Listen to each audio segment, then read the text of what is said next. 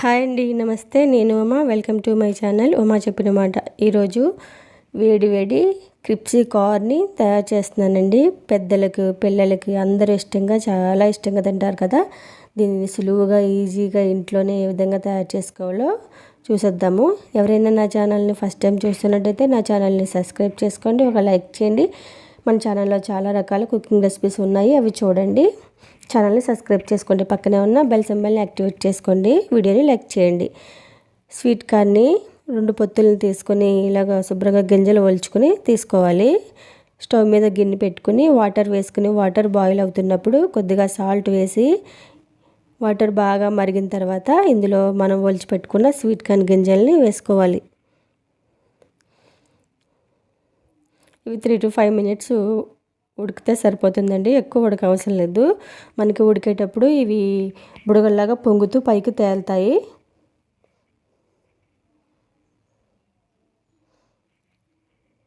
ఇలాగ 3 to 5 minutes ఉడికించిన తర్వాత ఈ స్వీట్ కార్న్ని వాటర్ నుంచి సపరేట్ చేసి ఒక ప్లేట్లో వేసుకోవాలి.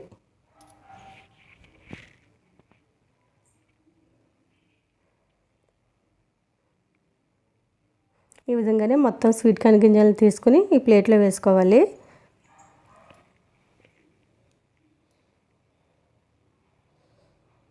ఈ గింజలన్నీ కూడా పూర్తిగా చల్లారిపోవాలండి, అప్పుడే మనం పౌడర్ కోటింగ్ చేసుకోవాలి. ఇలా పూర్తిగా చల్లారిన తర్వాత ఇందులో కొద్దిగా మిరియాల పొడి, కొద్దిగా సాల్టు, ఒక 3 స్పూన్ల వరకు కార్న్ఫ్లోర్ని వేసుకుని స్పూన్తో బాగా కలుపుకోవాలి. ఈ గింజలన్నిటికి కూడా ఈ పౌడర్ బాగా పట్టాలండి. ఇలాగ అన్నీ కలుపుకున్న తర్వాత మధ్య మధ్యలో ఒక 1 or 2 స్పూన్స్ వాటర్ చల్లుకొని మళ్ళీ ఇంకొంచెం కార్న్ఫ్లోర్ వేసుకుని, మనకి స్వీట్ కార్న్ గింజ అనేది కనిపించకూడదు, అంత బాగా పట్టాలి.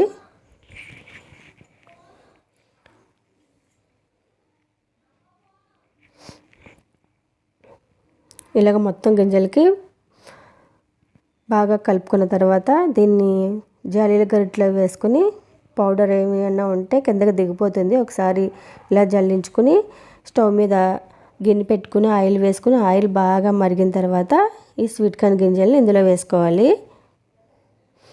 ఇలా వేసుకున్న తర్వాత స్టవ్ని మీడియం ఫ్లేమ్లో పెట్టుకుని మూతని కొంచెం వారుగా పెట్టుకుని ఒక 2 మినిట్స్ అలాగే వదిలేయాలి. అప్పుడు బాగా మనకి స్వీట్ కార్న్ వేగుతుంది. ఈ మూత కంపల్సరీ పెట్టుకోవాలండి. ఒకవేళ మనకి కొంచెం పేలినా చేసిన స్వీట్ కార్న్ మూత కవర్ చేయడం వల్ల మనకి తోలకుండా ఉంటుంది. ఇలా మధ్య మధ్యలో కలుపుతూ మంచిగా క్రిప్సీగా వేగే వరకు ఈ స్వీట్ కార్న్ వేపుకోవాలి. చూడండి, మనకి బబుల్స్ అనేవి తగ్గాయి, స్వీట్ కార్న్ వేగింది. ఇప్పుడు వేగిన స్వీట్ కార్న్ తీసుకుని ఒక గిన్నెలో వేసుకోవాలి. ఈ విధంగానే మిగతా స్వీట్ కార్న్ గింజలను కూడా ఈ ఆయిల్లో వేసి వేపుకొని తీసుకోవాలి.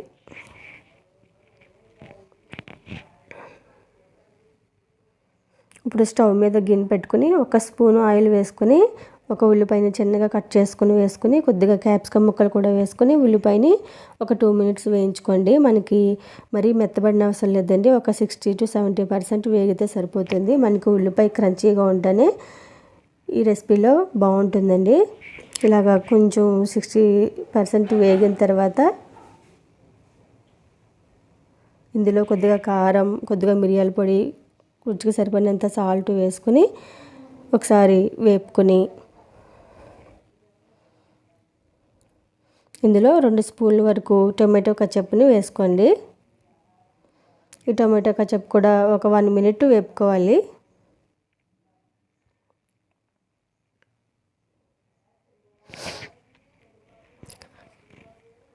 దీన్ని కూడా ఒక 1 మినిట్ వేపుకున్న తర్వాత మనం వేపుకున్నాం కదండి, ఆ స్వీట్ కార్న్ని ఇందులో వేసుకుని దీన్ని కూడా బాగా టాస్ చేసుకోవాలి ఒక 2 మినిట్స్. ఈ మొక్కజొన్న గింజలకి ఇదంతా బాగా పట్టే విధంగా వేపుకోవాలి. ఇలా బాగా కలిపిన తర్వాత ఇందులో లాస్ట్గా స్ప్రింగ్ ఆనియన్స్ ఉంటే స్ప్రింగ్ ఆనియన్స్ వేసుకోవచ్చు, లేదా కొత్తిమీర అయినా వేసుకోవచ్చు. కొత్తిమీర వేసుకొని ఇంకొకసారి టాస్ చేసుకొని ప్లేట్లోకి తీసుకుంటే వేడి వేడిగా క్రిప్సీ కార్న్ రెడీ అయిపోతుందండి. టేస్ట్ అయితే సూపర్గా ఉంటుంది. మనం హోటల్కి వెళ్ళి ఎక్కువ డబ్బులు ఖర్చు పెట్టి తినే కన్నా ఇలా ఇంట్లోనే ఈజీగా స్వీట్ కార్న్ క్రిప్సీ కార్న్ని తయారు చేసుకోవచ్చు. ఒకసారి తయారు చేయండి. మీకు ఎలా వచ్చిందో తప్పకుండా కామెంట్ చేయండి. పైన నిమ్మకాయ పిండుకొని తింటే సూపర్గా ఉంటుంది. ఇదేంటి వీడియో. ఎవరైనా మన ఛానల్ని సబ్స్క్రైబ్ చేసుకోకపోతే సబ్స్క్రైబ్ చేసుకోండి. పక్కన ఉన్న బెల్ సింబల్ యాక్టివేట్ చేసుకోండి. నేను పెట్టిన ప్రతి వీడియో ముందుగా మీరే చూడవచ్చు.